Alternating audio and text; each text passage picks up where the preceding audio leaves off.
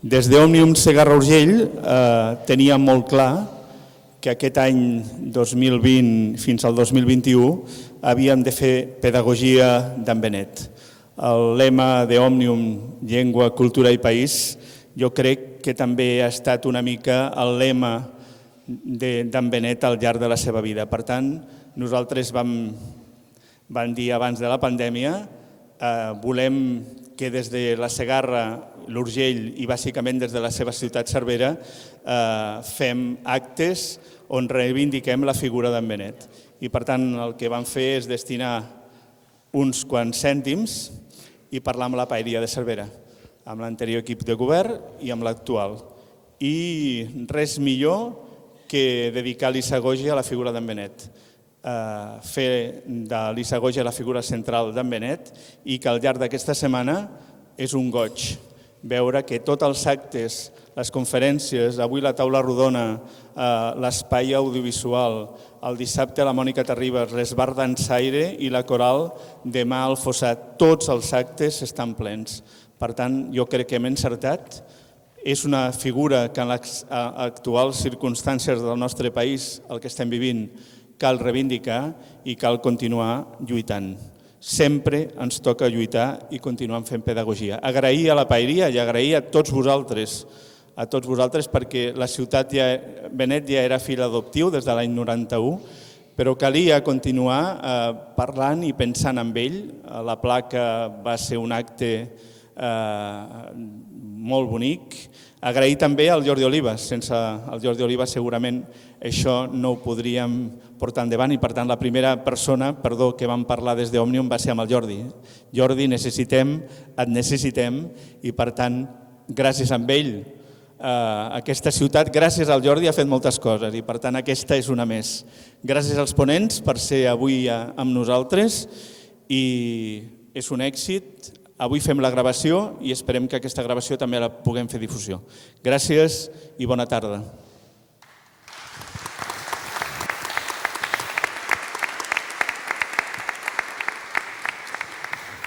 Molt bé, gràcies Juli per les paraules i gràcies a tots vosaltres per ser avui aquí i gràcies als companys de tertúlia que avui ens oferiran una pàgina més sobre en Benet. Us deia que el dia que despenjàvem o que obríem la placa del lloc on naixia, que aquest era un acte d'orgull per Cervera. I aquesta setmana he de dir que amb actes com el d'avui, amb la presència vostra, amb l'orgull cada dia, aquest orgull s'ha incrementat. És a dir, estem orgullosos del nostre fill predilecte, no adoptiu, fill predilecte, perquè ens ha posat el nom de Cervera al mapa. Però estem orgullosos dels conciutadans seus com sou vosaltres, perquè esteu responent amb una setmana d'Issagogi molt plena d'actes i segurament respondreu també amb una festa major plena d'actes amb totes les limitacions que hi ha, això és ben sabut, però serà tot un orgull per nosaltres poder tirar endavant. Vam començar la setmana, aquesta setmana que hem viscut, ens ha ajudat a descobrir la dualitat Cervera-Benet. Així, amb les parades de l'exposició itinerant, que s'han anat convertint en conferències, hem descobrit diferents àmbits de la nostra ciutat. Hem parlat del que feia Cervera com a producció editorial, que era un dels objectius que Benet va tirar endavant. Hem descobert com era l'escola a principis de segle, un dels altres àmbits en què Benet sabia que la catalanitat començava per l'escola. També hem descobert el tràgic episodi de la Guerra Civil aquí a Cervera i demà descobrirem la cultura popular en forma d'esbars dansaires, que també era una de les formes que Benet considerava claus per impulsar la catalanitat. I avui tindrem una tertúlia entre amics que entre ells no es coneixien, però segur que a partir d'avui serà, com deia en Bogart, l'inici d'una llarga amistat. Són 3 professors, jo ja deixo la paraula amb ells, en Jordi Oliva, que també ens va acompanyar el primer dia a la visita de l'exposició itinerant, ens farà la presentació d'ells, per tant, m'estalviaré de fer-la jo. Jordi, quan vulguis, comencem i que tinguem una bona vetllada.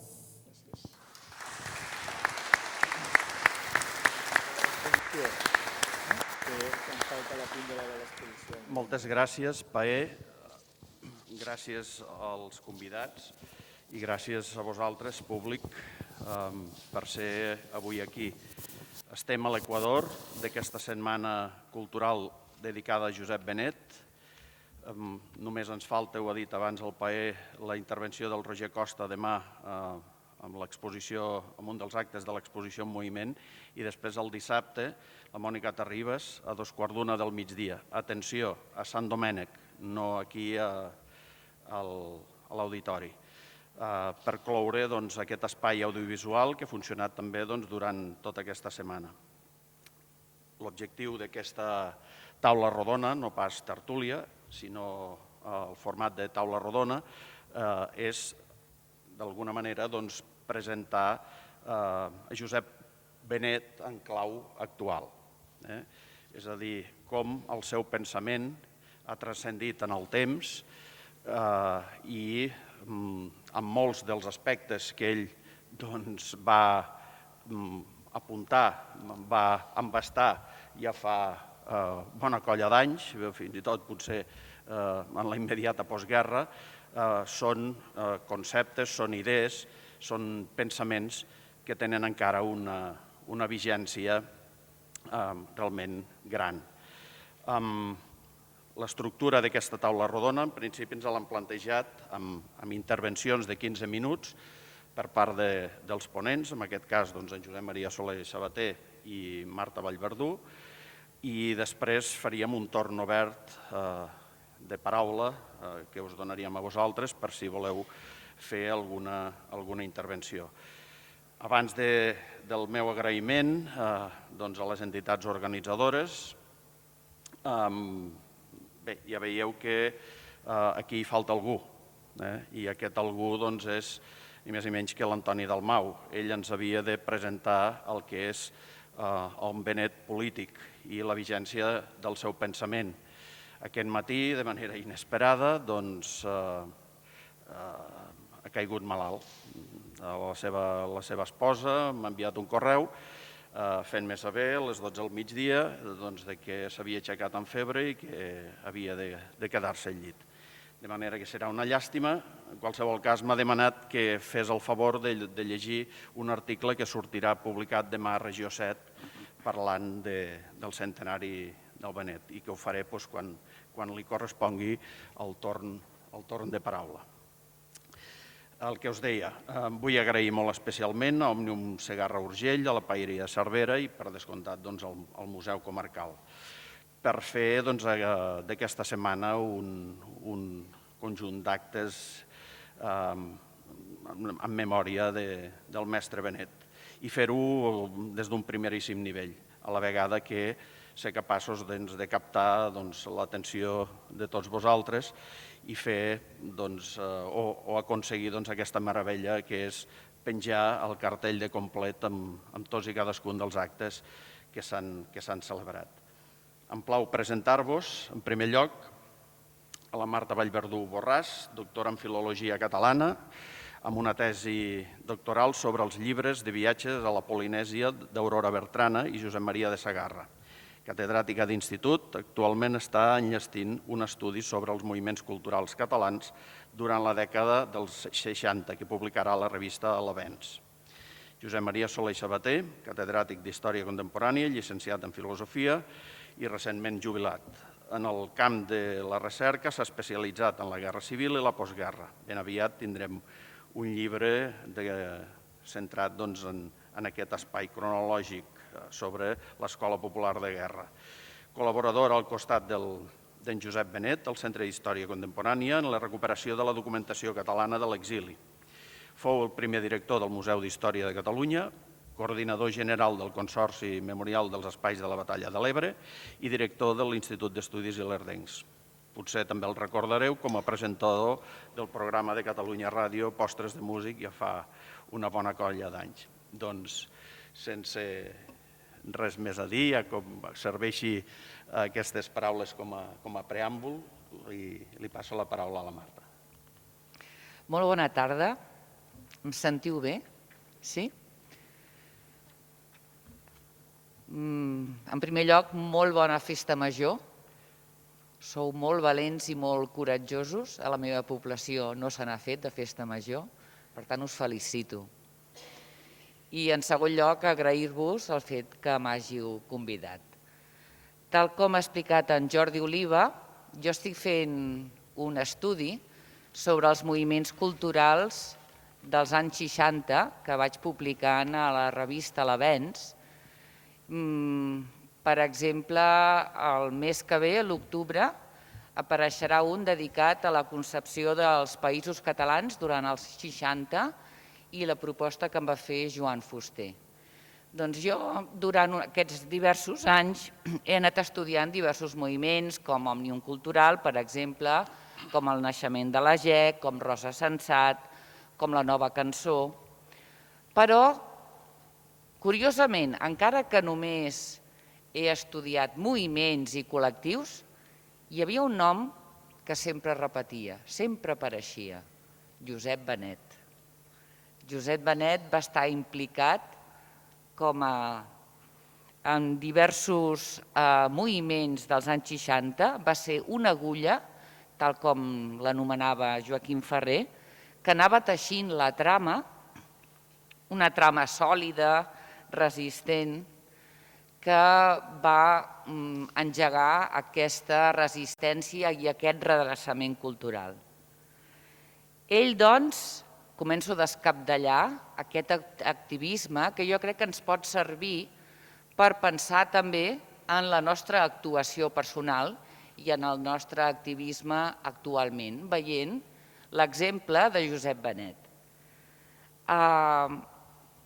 Ell va començar com a activista amb la victòria franquista i es va conjurar per la reconstrucció nacional i pel retorn de la democràcia des de ben seguit. I va col·laborar amb desenes d'accions en les quals va ser o inspirador, o ideòleg, o organitzador, o gestor o col·laborador. Diverses situacions, des d'iniciatives humils a gestes ben heroiques, tal com descriu el seu biògraf Jordi Amat. Jo només parlaré de les més representatives durant l'època de la dictadura. La primera, precisament, té a veure amb la dansa. L'any 1942, parlant amb Manuel Cubeles, decideixen fundar un esbart dansaire, l'esbart Juventus, que posteriorment es va dir esbart Verdaguer, perquè en aquell moment era l'única escletxa en què podia fer-se visible la cultura catalana, a través de la dansa.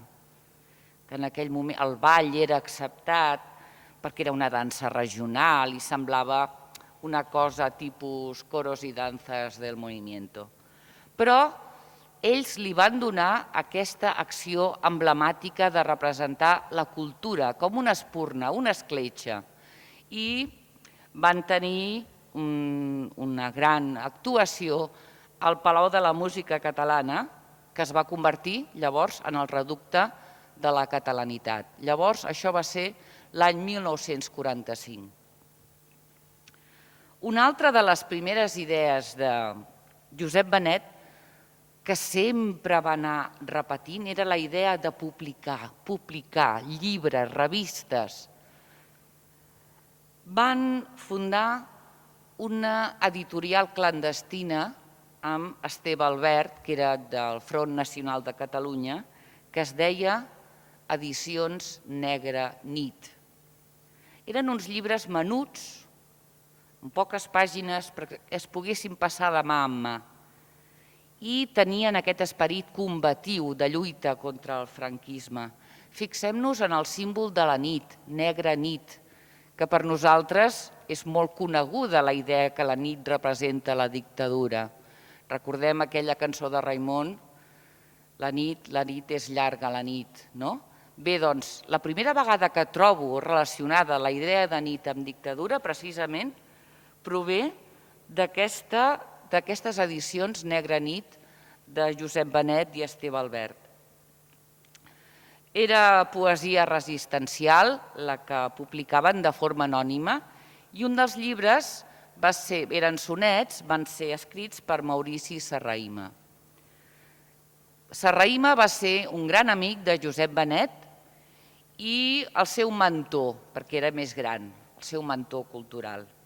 I entre ells dos, entre Benet i Serrahima, van muntar un club de debats, més o menys amagat a la UEC, a la Unió Excursionista de Catalunya, un club de debats en què intentaven debatre de tot el que es podia, més o menys amagats, des de Verdaguer fins a la futura Unió Europea, passant per la cultura catalana, la llengua, la història. Els membres d'aquest club de debats van ser, per exemple, Alexandre Cirici, gran amic també de Josep Benet, crític d'art, Josep Maria Ainó de Lasarte, més endavant el socialista Joan Reventós i fins i tot hi van incloure membres de l'Opus Dei. Perquè l'objectiu era fer de pont entre ideologies diferents. Aquest és un altre dels trets que caracteritzen sempre les accions, les campanyes de Josep Benet. Buscar el diàleg, l'esperit de pont, de diàleg. Aquest club de debats va durar, però, 7 anys i es va acabar perquè va començar la disjuntiva entre els que volien col·laborar tèbiament amb la dictadura i els que volien plantar cara i fer resistència directa. L'acte més emblemàtic dels anys 40 va ser l'entronització de la Mare de Déu de Montserrat. Montserrat també era i és un espai emblemàtic que representa la cultura catalana. L'any 1946 es va pensar construir-li un setial a la Mare de Déu, a la figura de la Mare de Déu, pagat amb aportacions de desenes de milers de gent anònima, i es va organitzar la comissió Abat Oliva per preparar aquest acte important. Ens trobem a la primavera de l'any 46 i participen el pare Aureli Escarré i també un magnat, un burgès molt ric, Salvador Millet. No se n'acaben de sortir i demanen la col·laboració de Josep Benet, que en aquell moment ja és secretari personal del mateix Salvador Millet. És un acte que té el permís del règim. Al primer regle de l'acte hi haurà els franquistes, de la celebració dintre de l'Església, que té, des del punt de vista de Josep Benet, 2 objectius. El primer, utilitzar la llengua catalana de manera pública i de manera massiva, cosa que no s'havia pogut fer encara. Ens trobem l'any 47. I després, l'esperit de reconciliació entre els franquistes, entre els militants republicans i entre el jovent que va arribant a la cultura, treballadors, universitaris, etc. Era un acte, per tant, beneït pel franquisme, però hi havia un toc clandestí posat per Benet, ideat per Benet, que era penjar una gran senyera, una gran bandera catalana en un lloc inassolible de la muntanya de 4 per 5 metres que havia ajudat a confegir la seva dona Florència Ventura. Molt bé, doncs el dia 27 d'abril de 1947 l'acte es desenvolupa sense cap alteració, presidit per les autoritats franquistes que maleeixen aquella senyera penjada que no poden despenjar, i més de 70.000 persones de públic. Benet, on és Benet? Doncs Benet no hi era.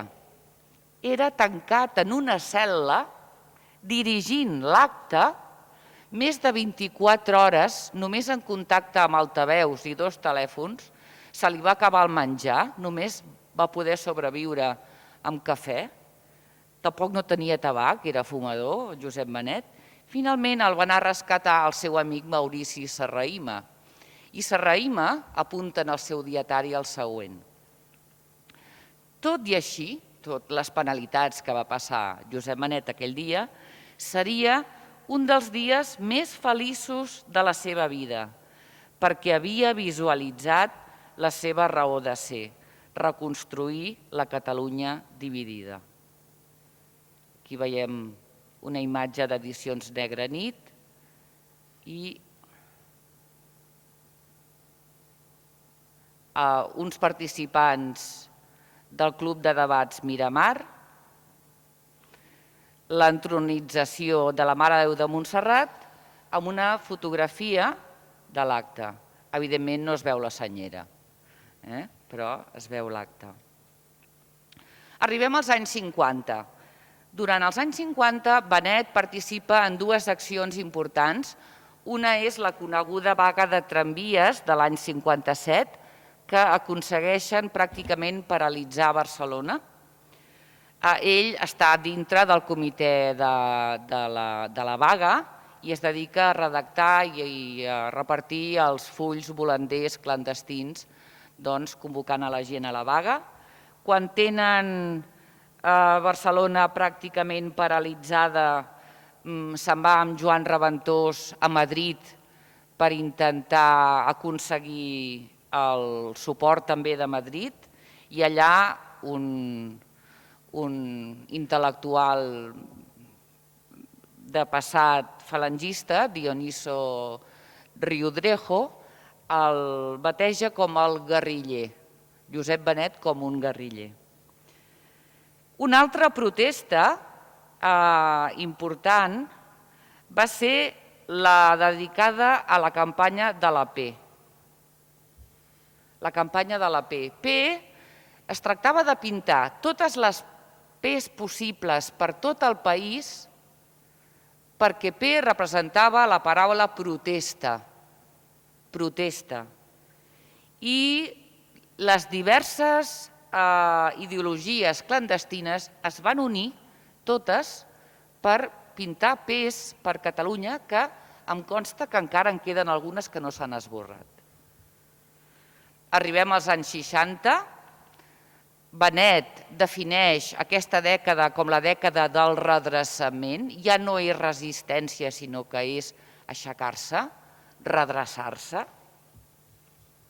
Són les accions massives, ja es multipliquen, ja hi ha més gent que hi col·labora.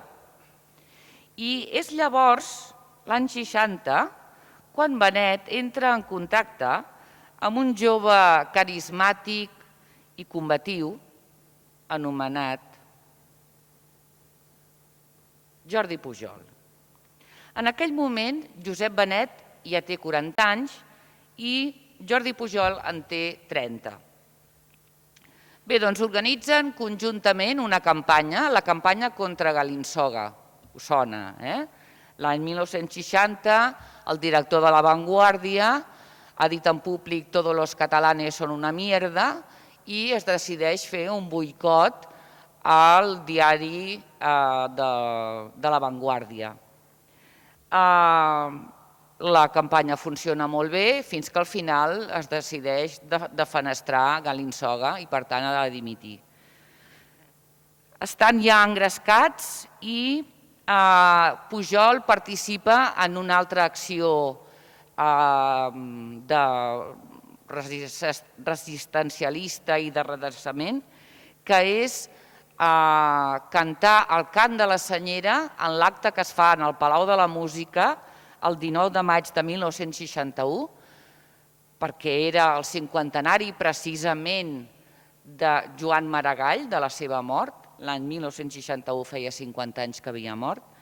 Doncs es canta el cant de la Senyera. I això sabeu que va provocar una gran repressió Pujol va ser detingut a causa d'aquest acte, va ser torturat i Benet, per por de no ser atrapat per la campanya de Galinsoga, s'ha d'amagar durant 3 mesos. Una altra línia, una altra fita important dels anys 60, en la qual Benet demostra el seu tarannà inspirador i la seva capacitat de transmetre idees i d'engrescar els altres, és la nova cançó. De fet, la idea a Benet li prové de la seva dona. En aquell moment, als anys 50, totes les ràdios domèstiques retransmetien cançons cantades en castellà, en espanyol, cançons clichés, i Florència n'estava tipa. I li proposa al seu marit: per què no es poden cantar cançons en català? Per què no podem escoltar cançons en català per la ràdio? Benet recull el guant de Florència, madura la idea i busca quina persona pot tirar endavant aquesta iniciativa. I Benet sedueix el jove Lluís Serrahima, fill de Maurici Serrahima. El convida a casa seva, escolten amb el tocadiscos les cançons de la chanson francesa i li proposa a Serrahima: per què no podem aconseguir fer un moviment similar a Catalunya? I li diu amb la seva veu inaudible però seductora. Total, que aconsegueix convèncer Lluís Serrahima. I aquest comença publicant un manifest en la revista Germinàvit de l'any 59 que diu: ens calen cançons d'ara. I aconsegueix enganyar la seva dona, Remei Margarit, també Miquel Porter i Moix, Josep Maria Espinàs, després s'hi afegeixen Delfí Abella, després Quico Pi de la Serra i així, fins que al final aconsegueixen ser els 16 jutges, acompanyats del valencià Raimon. Bé, al final aconsegueixen l'objectiu, i és que per la ràdio s'escolten les cançons de la nova cançó, les cançons en català, sobretot ajudats per Ràdio Miramar a través del programa de Salvador Escamilla Radioscop. Doncs bé, per tots els territoris dels Països Catalans la població aprenia les cançons en català. Malgrat la censura del franquisme, les cançons es retransmetien i anaven sorgint més i més intèrprets i més concerts que es feien arreu dels territoris. Una altra línia en què també va haver-hi l'alè inspirador de Josep Benet va ser Llibres a l'abast, la col·lecció d'edicions 62. De fet, la idea provenia del tàndem Jordi Pujol i Josep Benet, però com que Pujol era a la presó, en aquest moment Benet va decidir enganyar a Max Kanner i Ramon Bastardes, que eren uns joves que havien col·laborat amb Serra d'Or. Primer van començar amb Serra d'Or. Serra d'Or va ser una revista multicultural també de gran transcendència, que actualment encara és una de les més prestigioses i que va servir per la formació intel·lectual dels joves amb inquietuds de Catalunya i per divulgar les notícies que es passaven en aquell moment als Països Catalans. A partir de Serra d'Or ja no té aturador la potència creativa i, juntament amb Josep Benet, Kanner i Bastardes engeguen Llibres a l'abast d'edicions 62, tenint com a inspiració la col·lecció QCG francesa. Bé, aquesta col·lecció, Llibres a l'abast, té un gran èxit, per tant, comencen a publicar-se llibres divulgatius de cultura, monografies de cultura, i sabeu que el primer va ser Nosaltres els valencians de Joan Fuster, i també Benet inspira un dels llibres que va tenir més èxit i que va tenir més reedicions, un dels llibres que es va editar més durant aquells anys, que va ser Els altres catalans, de Francesc Candel. La idea també va ser de Benet. Benet havia llegit un article que es deia Los otros catalanes, a la revista La Jirafa, i va pensar, necessitem un assaig aprofundit sobre la immigració. Qui millor que Francesc Candel que ha escrit aquest article? Bé, doncs, aquest va ser un dels llibres més llegits i més venuts durant els 60 i els 70.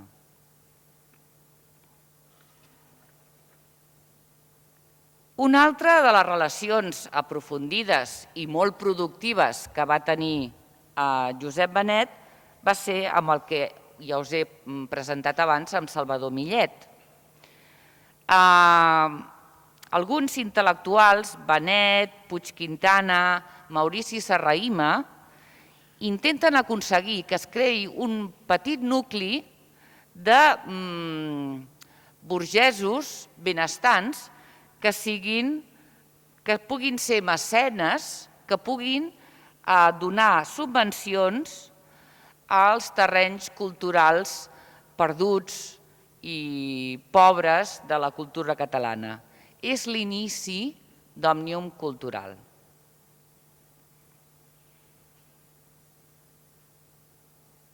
Aquí tenim la nova cançó, Serra d'Or,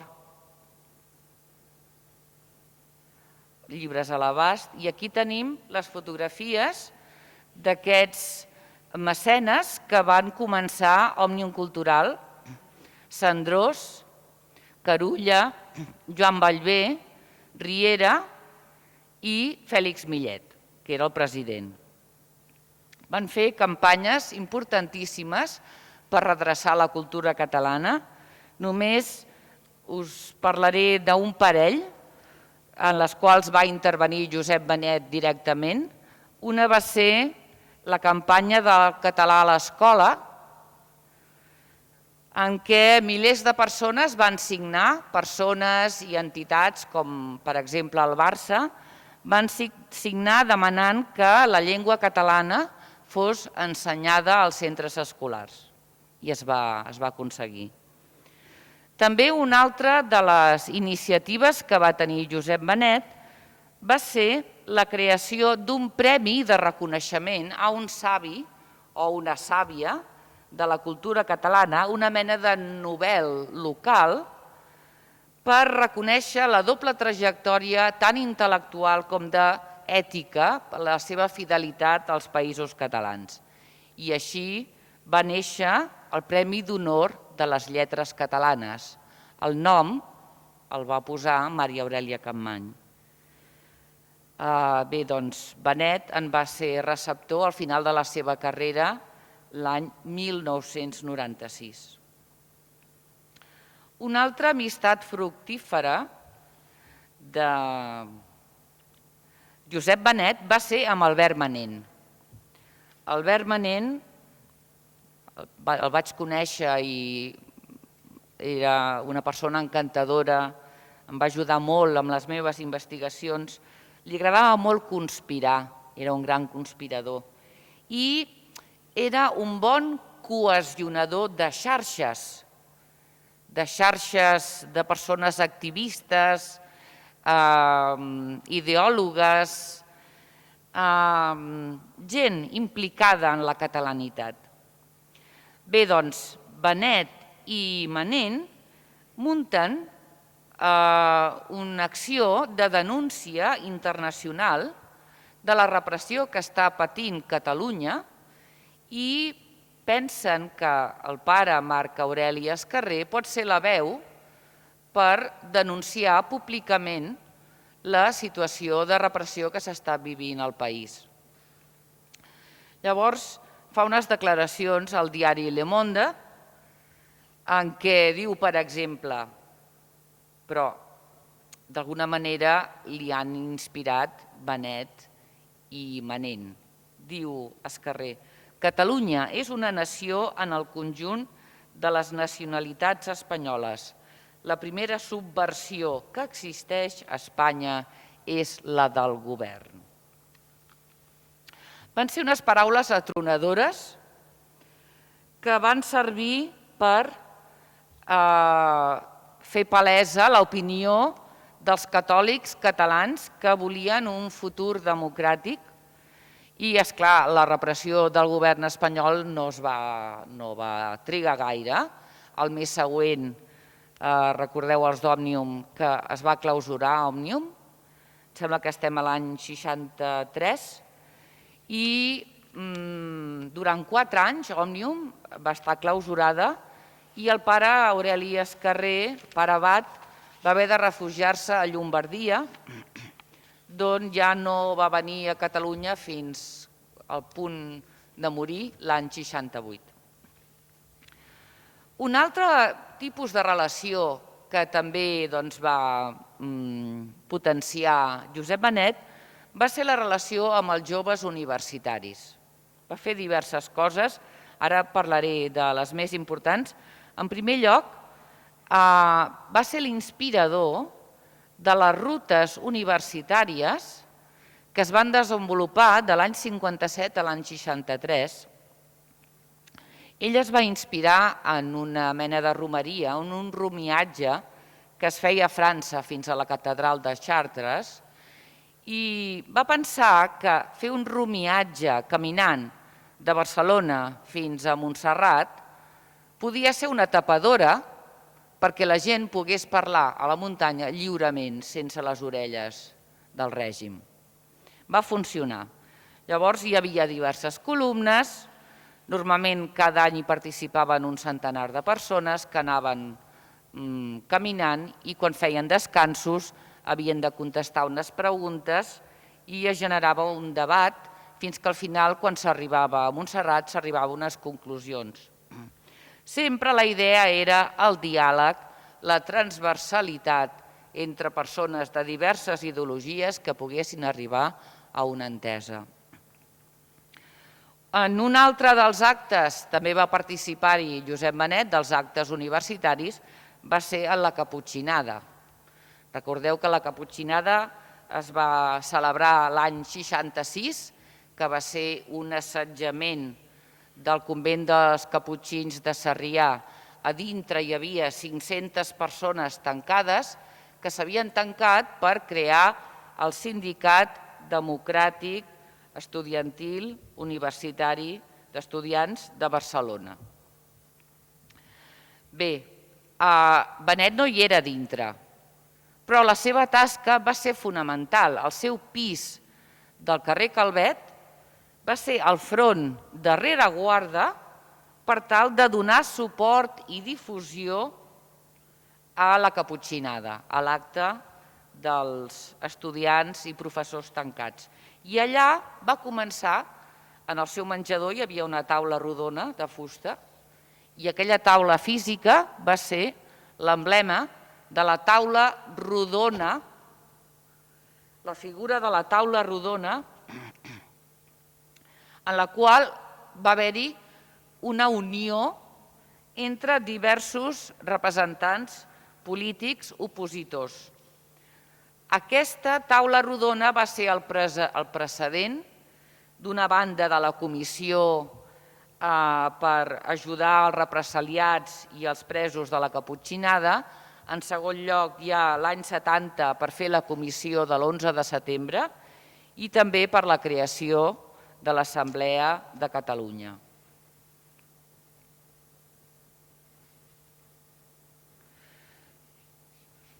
Abans de la creació de l'Assemblea de Catalunya, cal dir que va haver-hi una altra tancada,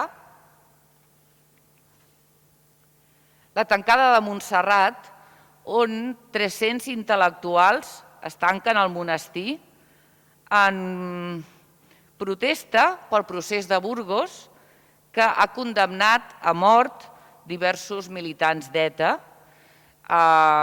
Una altra vegada el monestir està assetjat pels grisos i des d'allà redacten un manifest amb unes paraules clau, amb unes reivindicacions clau.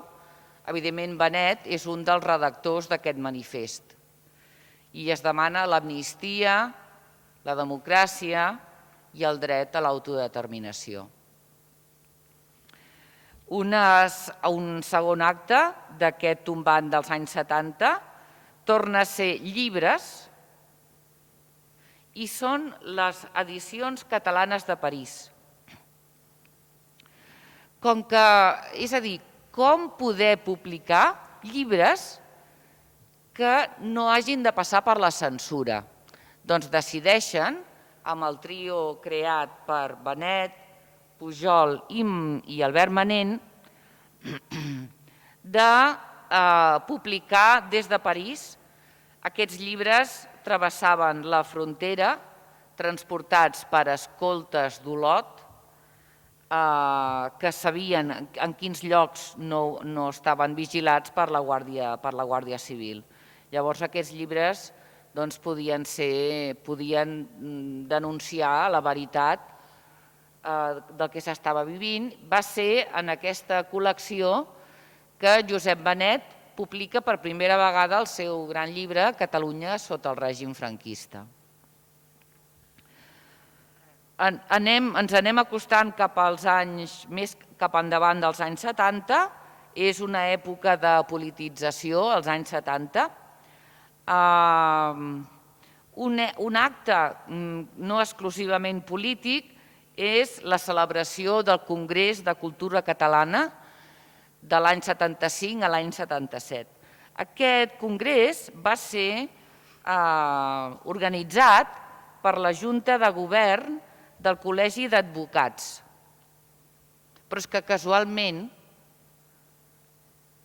Josep Benet en formava part des d'un any abans. Per tant, no és casual que el Congrés de Cultura Catalana partís del Col·legi d'Advocats. Bé, ell forma part del Consell Assessor del Congrés de Cultura Catalana, ajuda a redactar-ne les conclusions en què es parla de la demanda de la normalització de la llengua catalana, la imperiosa necessitat de considerar la unitat de la llengua de tots els territoris, demanar l'impuls de la història local, la demanda que el català sigui la llengua vehicular de l'ensenyament, no com abans que es demanava l'ensenyament del català, sinó que el català sigui la llengua vehicular de l'educació, i també la reforma del dret per tal d'estar preparats pel restabliment de l'autogovern. Bé, al Congrés de Cultura Catalana participen diversos artistes com Tàpies i Miró creant cartells per divulgar-lo i arribem a l'any 71. Evidentment aquí tampoc no hi podia faltar, el veieu a primera fila, Josep Benet, això és l'església de Sant Agustí, on es reuneixen 300 persones per la creació de l'Assemblea de Catalunya. Per tant, ell està dintre d'aquest esperit polític d'unió en les demandes. Al seu costat hi ha Jordi Carbonell. Molt bé, és des de l'Assemblea de Catalunya que es crea la comissió 11 de setembre. En aquell moment acaba de morir Franco i encara no s'accepta que es pugui fer una manifestació l'11 de setembre a Barcelona. Llavors ell té una proposta alternativa, torna a ser ell que porta una idea que és acceptada pels altres i és la proposta de fer l'acte de l'11 de setembre a Sant Joan d'Espí, precisament davant d'on es troba la tomba de Rafael Casanova. Aquesta concentració té un gran èxit i participen desenes de milers de persones. Bé, fins aquí, doncs, aquesta trajectòria de Josep Benet. Veiem Bé, aquí veiem aquesta concentració de Sant Joan d'Espí, tot ple de senyeres. Ai, Sant Boi, perdoneu, Sant Boi. Sant Boi. Bé, Sant Boi de Llobregat. Bé, llavors, anem a les conclusions. Benet és ment, orella i ull actiu. És una persona que sap pensar noves idees o adaptar idees que provinguin d'altres llocs d'Europa per tal de fer accions que puguin redreçar la cultura catalana. És una individualitat, però que sempre busca la col·laboració de companys, de col·laboradors. Per tant, no és ell únicament qui gesta les accions, sinó també és l'inspirador, el qui sap alimentar en el pensament d'un altre i engrescar-lo perquè pugui engegar una acció i després ell se'n pot apartar i ja ha engegat l'ocell que comença a volar. És, doncs, aquest equilibri entre el líder inspirador que també sap crear petits grups que s'escampen per la societat perquè hi ha aquesta xarxa que es va tramant, que es va creant des de les individualitats fins a la gran societat. Jordi Oliva em planteja quina és la vigència del seu activisme.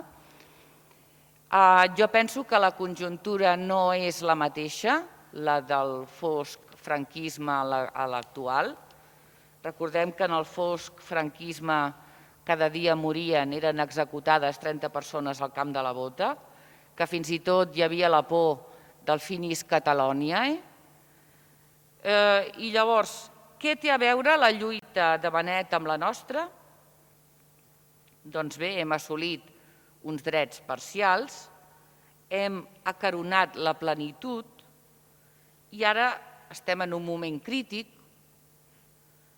Som una societat acomodatícia, potser estem espantats per l'autoritarisme judicial i del govern espanyol, també per la pandèmia.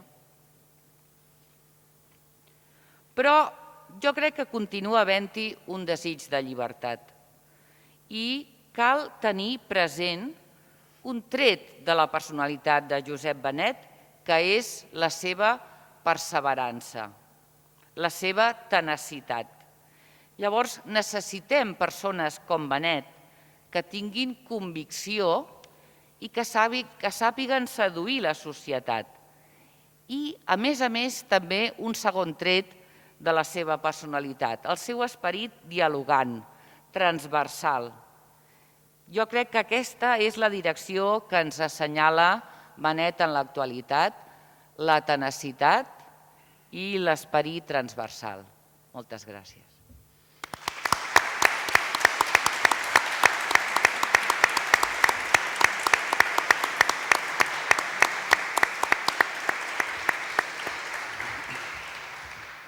Moltes gràcies, Marta, per aquesta magnífica dissertació.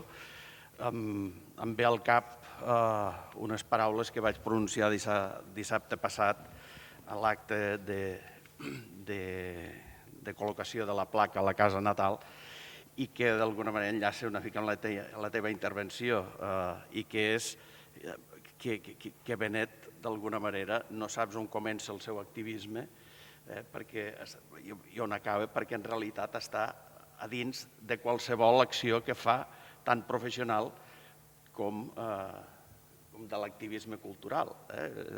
És a dir, ell fa d'advocat amb clau patriòtica i activa, fa d'historiador pensant també en clau nacional, ell fa qualsevol faceta de la seva vida, està en línia amb aquest amor, diguem-ne, per dir-ho d'una manera senzilla, a la nació i a la nació gran.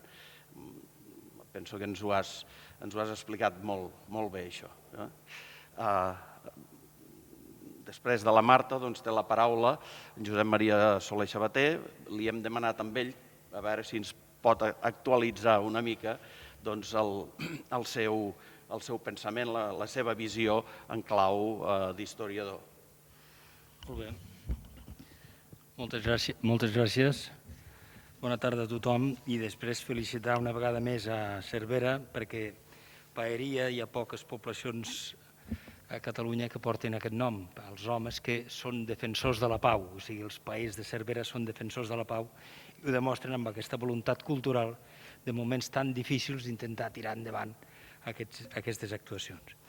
I jo amb en Josep Benet el vaig conèixer d'una forma molt particular que els hi explicaré. El primer any que es feia a la Universitat Catalana d'Estiu de Prada, doncs no hi vaig anar, l'any 68, però l'any 69 sí, jo era un noi molt jove i de cop i volta hi ha una persona que em diu hi ha una persona prima, diu que no se'l sent gens, diu que és boníssim, tu.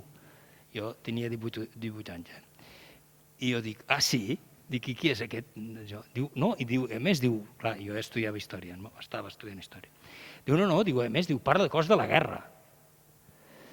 Bé, l'any 68 i 69, ningú d'aquesta sala rebia històries de la guerra ni a la universitat, ni als instituts, ni a cap lloc. Així vaig conèixer en Josep Benet. Quan va sortir a fer la conferència, jo li vaig dir, escolti, a mi, en fi, això m'interessa molt. El primer que em va preguntar, d'on ets tu? I jo dic, no, de Miralcamp, jo soc de Cervera. I suposo que això sempre ens va produir com una mena de lligam, no? I aleshores, a partir d'aquí, vaig descobrir que hi havia un Josep Benet que estava posat en diverses coses. Me la vaig tornar a trobar, parlaré d'ell com a historiador, però perquè vegin la relació profunda i si alguna cosa dic d'ell crítica, ho veuran que és basada en l'afecte i l'estima, no? El vaig tornar a trobar quan l'entesa dels catalans. Quan l'entesa dels catalans, doncs llavors, quan hi havia partits polítics, amb els quals ell, com intel·lectual, com s'ha dit aquí, i com a actiu, actor i activista de la política, doncs jo em vaig anar a oferir per ajudar allò que en deien la unitat de les esquerres, no? M'ho creia, la unitat de les esquerres, amb el qual hi havia, com saben vostès, aleshores era el PSC-PSOE, després la història ha anat com ha anat, hi havia el SUC, hi havia Esquerra Republicana de Catalunya, hi havia dos senadors per designació real, que eren Maurici Serrahima i Martí de Riquer, que van acabar sent de l'entesa dels catalans. Vol dir que tots els senadors catalans que eren a Madrid defensaven la fortalesa de l'autogovern a Madrid. I jo vaig col·laborar-hi, anava allà col·laborant, doncs tots els matins anava allà a fer l'època que va durar. Això es va desfer, com molta gent sap d'aquí, perquè la voluntat fonamentalment socialista de desfer-ho perquè preferien tenir diputats del seu propi partit. No va ser l'únic partit que va fer això, però fonamentalment. I es va desfer l'entesa dels catalans, però ja em coneixia. Bé, jo vaig anar seguint la meva feina com a estudiant i aleshores, quan, diguem, d'alguna forma o altra, ja estava molt pendent dels llibres d'en Josep Benet. El primer llibre, en Josep Benet va fer, com a historiador, té vigència amb dues coses, per l'obra que va fer i per l'obra que va impulsar. L'obra que va fer, el primer llibre, ell havia escrit, diguem, cap a finals dels 50, comença a ser, com ha explicat molt bé la Marta Vallverdú, és impulsor de la revista Germinàvit, que després es convertiria en Serra d'Or. Allí ja hi fa col·laboracions diverses amb les quals sempre hi ha un fons historiogràfic, sempre. Una historiografia moderna, molt culta, molt aprofundida, molt rigorosa. Ell era tremendament meticulós amb la història, que a vegades jo, alguna vegada li havia dit, i explicaré l'anècdota, ho veuran per què, que li havia dit, Josep, ja està, ja queda clar això, no, aquesta cita s'ha de comprovar a tal punt i a tal lloc. Jo li havia dit, escolti, però una cita seria capaç d'anar a Austràlia. Diu, sí. Bé, era així. I aleshores, diguem, ell hi havia, és a dir, havia fet uns estudis sobre, per exemple, el pare Llomà, havia fet alguns estudis sobre el Maurici Serrahima, de coses que havia publicat, quan abans de la guerra, al diari El Matí, i havia fet un estudi sobre en Vidal i Barraquer. Però no era conegut per la gent fins que va publicar un llibre, que és un llibre de referència, que va guanyar el premi La Lletra d'Or d'aquell any i que va rebre els elogis de tothom. Aquest llibre és un llibre que estava impulsat, darrere d'aquest llibre hi havia dues coses. L'activista Benet s'ha d'amagar uns mesos a Montserrat perquè ha col·laborat amb certes actuacions de tipus polític en contra de la dictadura, i ha l'intel·lectual Benet. I ell el que fa és agafar la figura d'en Joan Maragall i analitzar en Maragall i la Setmana Tràgica. És un llibre que els hi recomano a tots vostès, perquè aquest llibre té totes les característiques d'en Benet. En Benet ha fet llibres boníssims. Si n'haguéssim de dir 2 o 3, jo un dels que posaria seria aquest. Perquè surt el Benet, que fa política, és a dir, demostra que un intel·lectual no pot estar... La mascareta, passa res si me la trec per parlar? És que tants anys fent classes sense mascareta costa, eh? Més, en fi, amb l'entusiasme i la passió que jo poso les coses, doncs això, no? Que en Josep Benet va demostrar que l'intel·lectual no es pot rentar les mans. I ho va fer en la figura d'en Joan Maragall. En Joan Maragall i la Setmana Tràgica és el moment en el qual en Maragall, en un moment en el qual, com saben vostès, hi ha hagut gairebé, entre una cosa i una altra, centenars de morts. Hi ha hagut la crema de totes les parròquies i de totes les esglésies. Degut a aventures de l'exèrcit espanyol, diguem, a la guerra d'Àfrica, hi ha hagut una dimissió dels partits polítics perquè impulsen la revolta però no saben convertir-la en un autèntic enfrontament amb l'Estat. És aleshores quan a l'hora del fracàs col·lectiu d'aquells que han mogut les masses, d'aquells que han fet possible, diguem, de tota aquesta mena de destrucció, surt un intel·lectual que diu, atenció, la ciutat del perdó. Aquí tots som culpables, perquè hem portat aquestes masses que no han pagat bé, han portat aquestes persones amb les quals no li hem donat tot el que es mereixien pel seu treball, no li hem donat les escoles que es mereixien i li hem donat una educació fonamentalment només en una direcció, que és una direcció unilateral religiosa. Amb totes aquestes persones nosaltres ara hem de mostrar la nostra voluntat, el nostre esperit, que és el perdó per a aquestes persones que són tan dignes com nosaltres. Perquè ell, diu l'article, perquè ell amb els seus errors han actuat i nosaltres amb la nostra covardia no actuem. És un article duríssim, però aquest article mai va ser publicat. Qui descobreix aquest article investigant d'una forma rigorosa fins l'últim paper és en Josep Benet, que està amagat a Montserrat, s'ha endut tot el material de la família Maragall i descobreix, amb aquest llibre descobreix, que l'intel·lectual no es pot inhibir, però que de vegades la política fa que persones admirades per ell, com en Prat de la Riba, fos el censor que no publiqués d'aquest article La Veu de Catalunya. I per quina raó fa això? Per quina raó en Benet fa aquest llibre? Fa el llibre per demostrar que aquest intel·lectual que és en Joan Maragall i aquest polític que és en Prat de la Riba, un dels homes, com deien Pau Vila, home d'esquerra, home molt laic, home gairebé podríem dir, quan era jove, d'un radicalisme ideològic molt esquerranós, és l'home que diu que el constructor de la Catalunya contemporània es diu Prat de la Riba. Per què fa això Prat de la Riba? Prat de la Riba fa això perquè ja sap que l'Estat vol assassinar amb una persona que no és responsable dels fets que passen durant la Setmana Tràgica, que agafen un boc expiatori, que es diu Ferrer i Guàrdia, però alhora passa el platet, alhora li passa i dir, jo no diré res, deixaré que l'assassineu, no m'hi enfrontareu, però darrere em cobraré, i el cobrar què va ser? Va ser la llei d'administracions locals que va donar possibilitats a tenir, com a conseqüència, la Mancomunitat de Catalunya. És un llibre excel·lent, perquè demostra les contradiccions, no està parlant de grans homes, no està agenollat davant de grans personalitats que nosaltres més o menys podem admirar, sinó que té una visió crítica. És un llibre excel·lent. És tan excel·lent que des de persones tan diferents com en Ferran Soldevila, que com saben vostès és un historiador que estava totalment postergat per la seva actitud quan la Guerra Civil, republicana, ferma, ideològica, i persones com en Josep Pla, que en aquell moment encara no havia fet certs avenços de tipus democràtic, doncs tant un com l'altre el posen a dalt de tot de la voluntat i la bellesa d'aquest llibre. Qui influencia molt perquè faci aquest llibre? Doncs hi ha una persona que és el que marcarà absolutament la personalitat d'en Josep Benet, que es diu Jaume Vicenç Vives. Aquest historiador tan important en la història de Catalunya, en la història d'Espanya, que també té una trajectòria difícil, que ara no ve el cas d'explicar, per tot el que ha viscut quan la guerra, que quan viu en la postguerra, equilibris que fa per poder ser professor universitari, per poder recuperar la càtedra, per poder ser... En fi, totes aquestes coses, darrere hi ha un historiador que li diu, Josep, van fer molta amistat, tu tens una gran capacitat analítica de les coses, ho has de posar al servei del país. I ell se n'adona que a partir de la història pot fer, ara ho acaba de dir exactament així en Jordi Oliva, pots fer un favor extraordinari. També la història serveix com eina política. El següent llibre, que serà molt conegut, pensin que estic parlant dels llibres més importants, no parlaré de llibres que són llibres més polítics, parlo de llibres d'historiador. Tampoc parlo de llibres amb els quals són biografies o aproximacions biogràfiques a persones del món cultural o del món religiós. No faré tant esment perquè pensin que ell de llibres i llibres en té publicats 25. Només faré els llibres, diguem, que més han deixat petja fins al present. L'altre és el doctor Torres i Bages en el mar del seu temps. Aquest és un llibre amb el qual intenta demostrar una cosa que és important. També ho acaba de dir ella fa un moment. Acaba de demostrar. I és que després del Concili Vaticà II, l'Església catalana s'ha de reformar. L'Església catalana, que havia viscut amb tanta dificultat la postguerra, per raons del que havia viscut quan la guerra, perquè és una església que als anys 30 anava evolucionant, diguem, abandonant l'integrisme, quan la guerra civil és la zona de l'estat espanyol que maten més religiosos. És un trist rècord que tenim.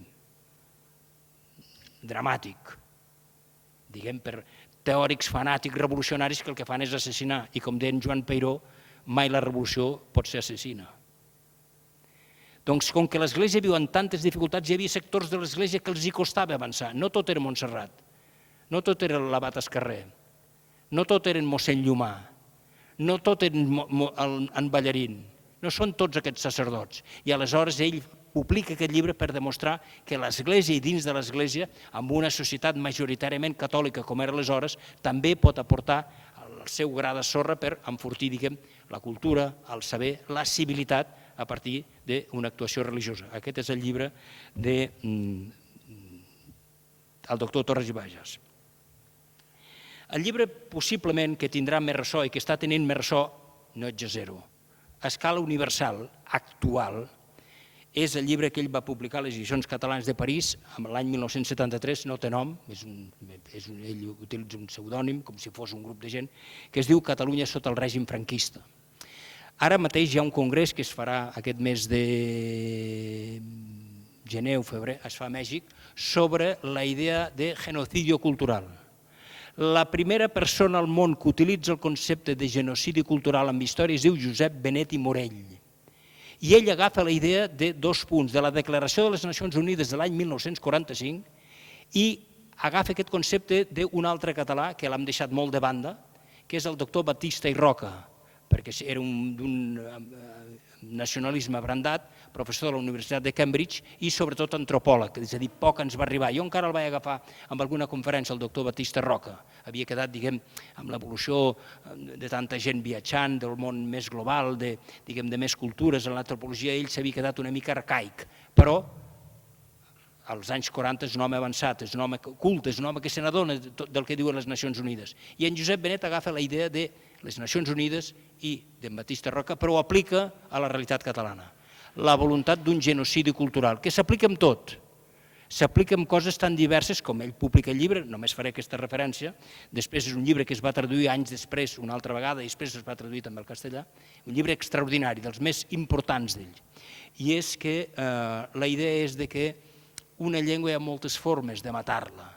I explica coses com, per exemple, una forma de matar-la és creure que hi ha el tortosinisme, i de Tortosa en farem la 5a província, o que hi ha el torellosisme, perquè tenen alguna forma dialectal diferent, o bé que hi ha l'eridanisme, com saben vostès, és la cosa més estúpida que s'ha pogut fer per la gent que som de Lleida, això ens molesta, que sabem que darrere d'això l'únic que hi havia era la voluntat d'una negació de la catalanitat i agafar les engrunes provincianes que a Madrid donàvem a aquestes pobres persones que feien això.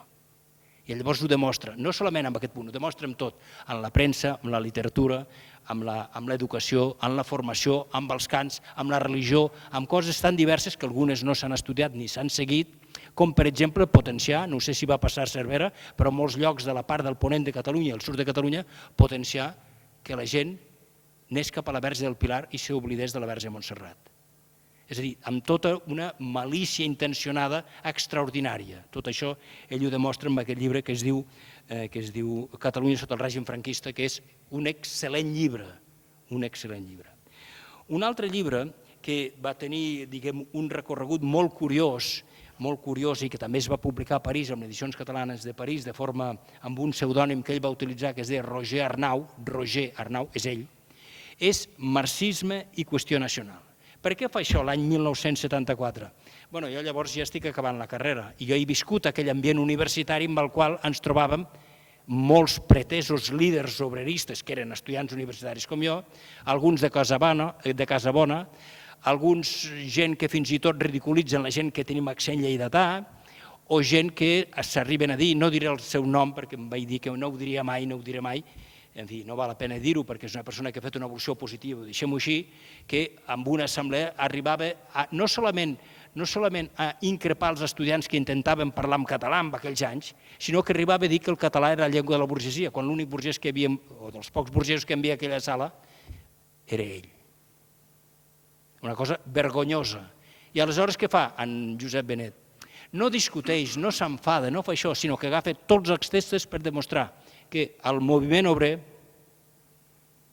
i el marxisme no ha tingut mai cap problema per la llibertat salarial, social, cultural i el dret que esculli el poble per, en fi, que és igual. Seran obrers igual, siguin independents o no siguin independents, i que el moviment obrer, com ja havia demostrat en el seu moment en Salvador Seguí, el noi del sucre, no tenia por a la llibertat dels pobles. I això els hi encalta la cara amb aquells anys amb el qual es deia això, que el catalanisme era una cosa pobra, que el nacionalisme no tenia massa sentit. Això va ser derrotat per estúpid, per inculte, gairebé per ignominiós. Una de les persones que ho fa factible, i un dels llibres fonamentals que això fa factible es diu Marxisme i qüestió nacional d'en Josep Benet. L'altre llibre que publica en aquells anys, amb Casimir Martí, és un llibre que té aquesta direcció. Pensin que eren uns anys difícils, pensin que són els anys en els quals Comissions Obreres i UGT recordin la UGT d'aquells anys, que era una UGT lligada totalment al PSC, que cada vegada era més PSOE, i això era molt perillós cap a l'evolució del moviment obrer. Pensin com es feien els mítings, la gent que se'n recorda, o pensin les persecucions que hi havia, o l'actitud, allò que li deien al Raimon, no, bueno, ara com que hi ha llibertat, que s'ha mort en Franco, ja pots cantar en castellà. Aquest tipus de coses, no? És a dir, no entrem en tota aquesta dinàmica, perquè això era molt i molt perillós. Eren els anys, com també ella ha explicat aquí, amb el qual s'intentava que la llengua catalana fos la llengua pròpia del país que l'havia generat, no? Doncs és aleshores quan en Casimir Martí publica un llibre que es diu Barcelona mitjans del segle XIX, el moviment obrer durant el bienni progressista, que això és de l'any 54 al 56. Per què fa això? Fa això per demostrar amb totes aquestes persones, algunes amb bona intenció, algunes ho ignoren, algunes no ho saben, algunes no han tingut formació del moviment obrer, alguns amb molta mala fe, volen demostrar que des de l'inici el moviment obrer català sempre ha sigut popular, que el catalanisme sempre ha tingut una base popular, que el catalanisme neix amb els sectors populars. Per què? Perquè les classes dirigents catalanes, com que depenien tant de Madrid, estaven lligades a Madrid. Això que ara sembla tan obvi i que després ho va estudiar d'una forma tan profunda en Josep Termes, és el que en Josep Benet explica amb en Casimir Martí, amb el sacerdot Casimir Martí, al moviment obrer i el bienni progressista. Són dos volums d'un rigor extraordinari, extraordinaris per explicar als instituts als alumnes, explicar amb aquests nuclis de vegades de gent, diguem, de radicalisme extrem que ens trobem els professors davant estudiants a l'època en fi, en aquestes èpoques.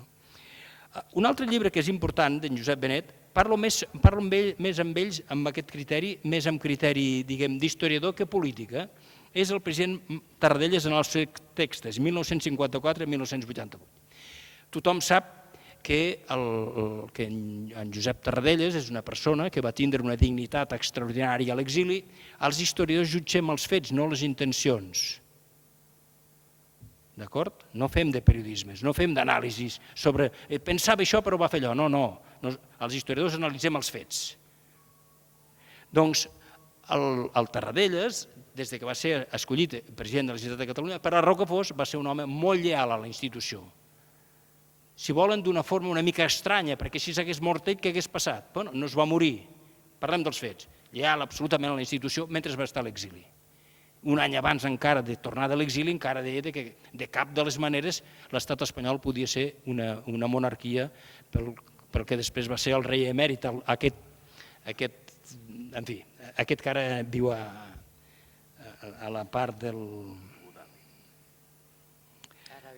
Sí, anava a dir, en fi, envoltat de totes les seves febleses que són extraordinàries que les hem pagat nosaltres. Això sí que la gent que ho sàpiga, això. Totes les seves febleses les hem pagat nosaltres. I n'ha tingut uns quants centenars, per no dir milers, de febleses. Bueno, doncs aquest va dir que no. Però el cert és que en Josep Benet, saben vostès que quan torna en Tarradellas de l'exili, amb una operació, ho vaig comentar l'altre dia i ho repeteixo, perquè aquest puc ser testimoni personal d'aquest fet. El Servicio Histórico Militar a Madrid, abans que portessin molta d'aquesta documentació a Salamanca, amb un de les, crec que era l'única persona, per raons que no venen al cas d'explicar, de l'estat espanyol jove, historiador, que podia entrar al Servicio Histórico Militar sense ser feixista, era jo. Buscava documentació d'en Termes, d'en Fontana, em deien, mira'm això, mira'm allò, perquè ells no podien entrar, i jo hi puc entrar per unes casualitats de la vida que no, encara seria llarg d'explicar. I textualment em va dir, con la operación Tarradellas os hemos hecho un gol entre les piernas. I en Benet se n'adona d'això. Primer que ningú, diu, qui ha portat l'oposició política al franquisme és l'interior. En Tarradellas ha tingut una actuació molt digna fora, però quan torna s'ha de sotmetre a l'actuació dels partits polítics a l'interior. En Tarradellas això no ho accepta, li donen tot des de Madrid en l'operació Tarradellas, com saben vostès, una operació d'Adolfo Suárez, que ara el deixen molt bé, però venia de la part dura del franquisme, això que no se n'oblidi ningú, i de la cosa ideològica, perquè era director de Televisió Espanyola, Canal Únic, doncs, i els altres homes que allí, a Catalunya, és una persona amb la qual és com una mena de ballarí, que sap ballar molt bé, tots els balls que li toquen, que es deia Carles Sentís. Aquesta és l'operació Tarradellas. I l'operació Tarradellas el que fa és treure el triomf electoral de les esquerres a Catalunya. Això és l'operació Tarradellas. En Benet se n'adona d'això, i en Tarradellas el que fa és fer-lo, expulsar-lo, al cessa. En Benet això és possible que hi hagi moments en el llibre que faci de fiscal. És possible. És a dir, no solament d'història, fa una mica de fiscal, d'acusador, és possible, perquè, home, i ell ha dedicat la seva vida. La seva vida és la seva pàtria per Josep Benet. Però és indiscutible que amb aquest llibre ell el que vol és que siguin les paraules del Tarradellas que el denuncien. És un llibre dur, duríssim, és un llibre que té un cert ressentiment, diguem, polític, personal no en té cap. I només els diré una cosa, avançant i retrocedint amb aquests fets històrics que sempre tenen lligam. Quan en Josep Benet, d'una cosa que explicaré després, l'any 1986 o 87, el que havia estat l'ambaixada espanyola a Mèxic, ja saben que Mèxic és l'únic país que mai va reconèixer el règim franquista. Doncs, quan jo vaig poder entrar amb l'edifici abandonat de l'ambaixada espanyola a Mèxic i vaig poder treure tota la documentació de l'elecció del Tarradellas, que el Tarradellas va sortir escollit legalment pels diputats catalans que hi havia a Mèxic, jo se'm va oblidar, amb el meu entusiasme en trobar la documentació, m'ho vaig endur tot, se'm va oblidar l'hora que era Catalunya. I vaig trucar a casa d'en Josep Benet. Era la matinada. Era hora, diguem, no. I ell, què passa, Josep Maria, què passa? Escolta, Josep, mira què he trobat. L'elecció del Tarradellas va ser leal i correcta. Malgrat tot el que li havia fet, en Josep Benet va dir, oh, quina gran alegria que em dones. Jo dic, ai, perdoni, no sabia l'hora, què passa? En fi, la generositat de l'home polític. Això és en Josep Benet. Diguem, un altre llibre que va fer és La mort del president Companys. Tot això neix d'una història amb el qual, en referència, diguem, són els anys amb els quals ja s'està parlant, o havíem parlat alguna vegada, en referència que s'hauria de fer una biografia de Companys. Una biografia completa de Companys no existeix. La biografia més gran, dirigida per mi, amb una sèrie d'autors, són 2 volums, però ningú ha agafat un sol volum d'en Companys. És a dir, Companys, des del dia que neix al Tarròs fins al dia que mor, totes les característiques, un sol volum, ben fet, amb rigor, etc., no ho ha fet mai ningú de moment, no s'ha publicat mai. Ara parlen que sortirà un llibre d'aquestes característiques, però de moment, avui, no està publicat encara. Doncs, i aleshores deia això, i aleshores diu, el que podríem fer, diu, és estudiar la mort d'en Companys. I aleshores la dificultat de la mort d'en Companys és localitzar, continua sent un tema d'actualitat, el cert és que aquí també algú del govern català ha badat, diguem, amb algunes coses que s'han dit, no? I és que, aleshores, quan en Benet em diu, en fi, jo utilitzava que jo, com a professor universitari, podia utilitzar un mes o 2 de la meva vida per les coses que em feia fer i que jo feia amb molt de gust. En fi, jo sabia d'on venia i les possibilitats que m'oferia, no? Perfectament, no? I aleshores em va dir, escolta, vés a Madrid, Joan Maria, a veure què trobes exteriors. Per cert, ara no ho podries fer. Imaginin com va l'estat espanyol, ara no es podria fer això. Tota aquesta documentació ara no la podria mirar. Bueno, mirant i mirant, jo em anava mirant tots els expedients amb els quals hi havia en referència, diguem, l'any 40, expedients que em sortissin, diguem, demandes d'extradició, que el govern de Vichy no va concedir cap extradició, als alemanys sí, al govern de Vichy no. Entenen la diferència? Els alemanys sí, el govern de Vichy no. I jo anava mirant documents, i allí és quan vaig descobrir que la documentació, que el que havia fet el trasllat del president Companys no era no em sortirà el nom, sempre deia Urraca Pastor. Urraca Pastor, i jo li deia, Josep, Urraca Pastor, és que aquesta és una família carlina, és que no em lliga això. I me n'adono amb un document que el que ho fa és Urraca Rendueles. Urraca Rendueles. Al tenir el nom de l'Urraca Rendueles, és aleshores quan dic, és Urraca Rendueles. Localitzem que és Urraca Rendueles, ja no havien passat 15 dies, que jo vaig demanar una setmana més de permís a la facultat, que consti que me la van concedir, vull dir, no me la vaig agafar per la cara, i vam anar a París, a la Santé de París. I a la Santé de París és aleshores quan vam, diguem, utilitzant que llavors ja a Catalunya hi havia, en fi, Generalitat i una certa consideració, ens van deixar accedir a tots els arxius de la Santé. I aleshores vam veure que als arxius de la Santé trobem tota la documentació de la detenció, no li van fer mai cap maltracte als nazis. Trobem tots els papers de la detenció del Companys, vam trobar que no buscàvem tots els papers de la detenció de l'època que va estar detingut el president Francesc Macià, això no ho buscàvem perquè eren expedients espanyols i vam trobar en Francesc Macià i tot això va venir aquí.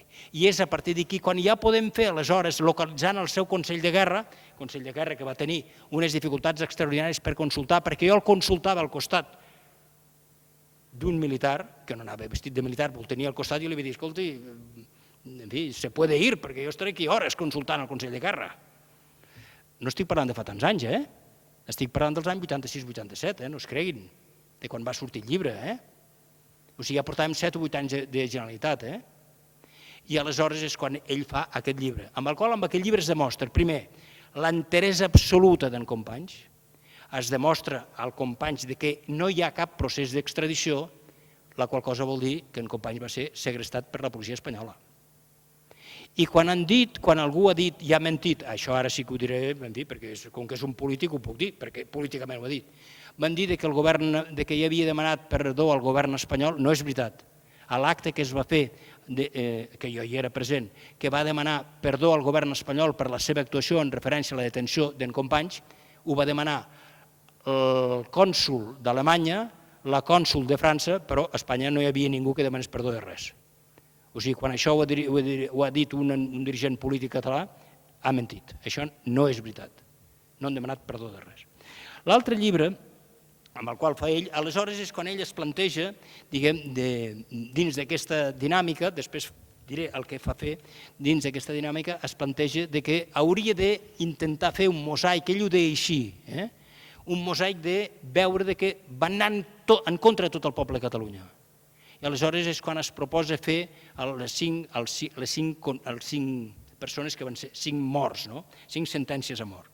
I és per això que estudia un intel·lectual, en Carles Rahola, suposo que tots vostès saben que en Carles Rahola és de la família Rahola, llunyana de la famosa periodista, parenta llunyana d'això, però tots venen d'aquesta nissaga originària de Cadaqués.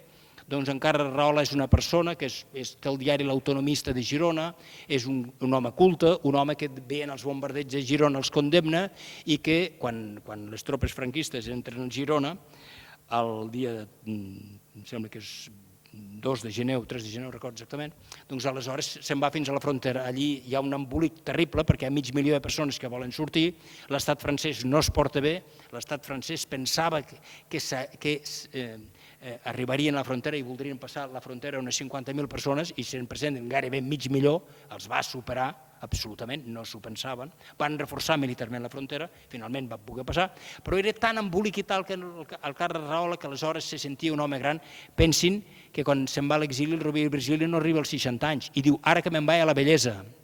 Avui dia això ens sembla una cosa fora de lloc, no? Però llavors el món era així. I ell se sent gran i torna. quan entren les tropes franquistes, hi ha un que l'acusa de que ha condemnat els bombardejos franquistes sobre població que està fugint, això ha condemnat a l'autonomista, i malgrat totes les signatures de favor d'ell, el condemnen. Un dels 5, és a dir, en Josep Benet vol demostrar que la cultura és absolutament incompatible amb la barbaritat, diguem, del règim franquista. L'altre llibre que farà és en Domènec Latorre. En Domènec Latorre, la seva filla és la Roser Latorre, potser algú d'aquesta sala la coneix com lingüista, en fi, fa uns quants anys que s'ha jubilat, és una lingüista de primer ordre.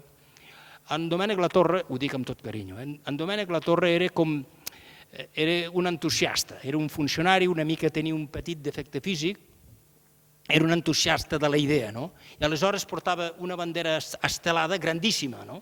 De 10 o 12 metres, aquest tipus de cosa així. Quin delicte fa? Cap. No fa cap delicte. És un home senzill, em sembla que és del barri de Sants, que és funcionari municipal, que és una mica, diguem, abrandat, i que diu visques a Catalunya lliure, aquestes coses, però quan s'acaba la guerra es queda a casa seva. Per què? Ell què ha fet? Ser un patriota català, un nacionalista català, un separatista? Sí, per això. Algú vol la seva plaça, algú el denuncia i, malgrat gent favorable dient, escolta, és una bona persona, aquesta persona no ha fet res més que ser, la fusellen. Demostrar que qualsevol persona, per aquesta voluntat venjativa i pel botí de guerra amb qualsevol professió, doncs el règim franquista és implacable.